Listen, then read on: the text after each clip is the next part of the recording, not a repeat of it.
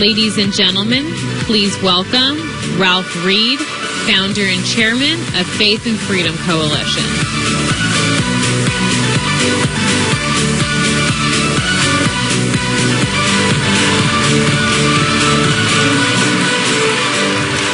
Good morning, CPAC.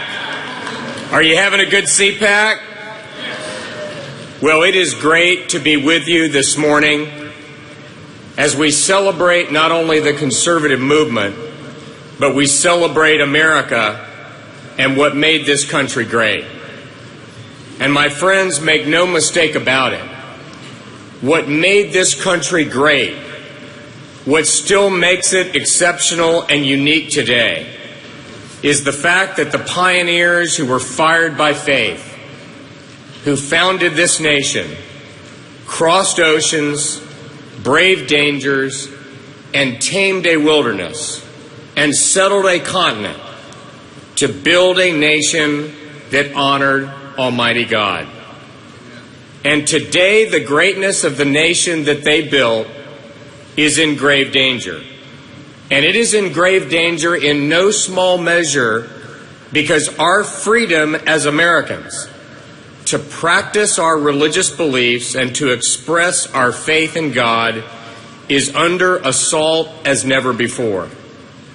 There is, in truth, a war on religion and a war on religious values being waged by this administration and by their radical allies, a war that vacillates between a stubborn, secular insensitivity and at times outright hostility to the expression of faith in the public square.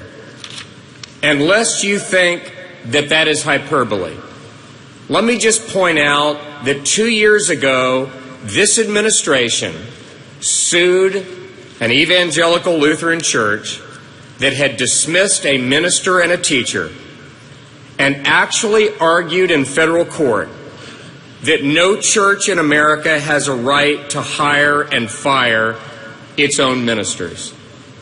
This astonishing argument was so morally and legally repugnant that the Supreme Court ruled against the Obama administration 9-0, including both justices appointed by this president.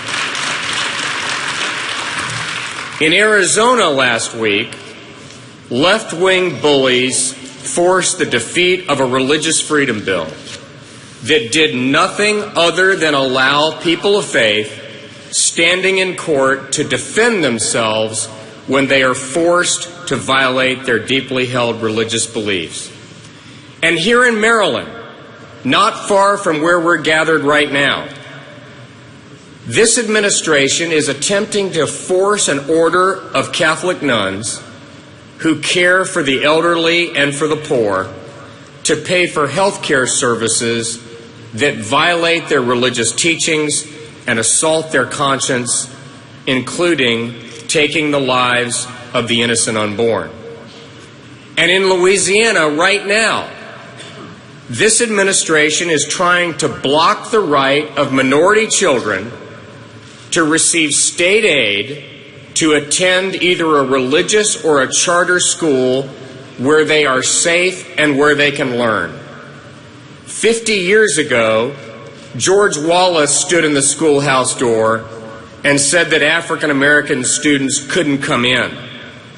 Today, the Obama administration stands in that same schoolhouse door and refuses to let those children leave. It was wrong then, it's wrong now, and we say to President Obama, let those children go. And 2 weeks ago, in a brazen act of lawlessness, the Attorney General of the United States, speaking to the Association of State Attorneys General, actually counseled state attorneys general not to defend their state's marriage statutes. Why? Because he did not agree with those laws. Now, my friends, when the chief law enforcement officer of the United States shows no respect whatsoever for the rule of law and shows no respect whatsoever for the state constitutions and the duly passed laws of sovereign states, particularly when that same Attorney General has lied under oath in Congress, has defied subpoenas repeatedly, and has been found in contempt of Congress, then I say that is an impeachable offense, and it is time for Eric Holder to go.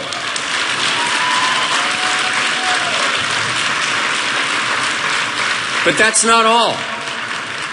At the scandal-plagued IRS, while senior officials take the Fifth Amendment, that agency is attempting to enforce rules that would deny our First Amendment rights and would shred the Constitution of the United States. These rules would outlaw voter registration drives in many churches. They would prevent the distribution of nonpartisan voter guides in proximity to a primary or an election. And believe it or not, these rules would even prevent the posting of the voting records of elected officials on websites. Now, there has been a torrent of protest against these regulations, over 140,000 comments filed, demanding that these regulations be withdrawn. But more than just demanding that the regulations be withdrawn, we call on this administration to fire those responsible, to prosecute them to the fullest extent of the law, and then fumigate that building and abolish the IRS once and for all.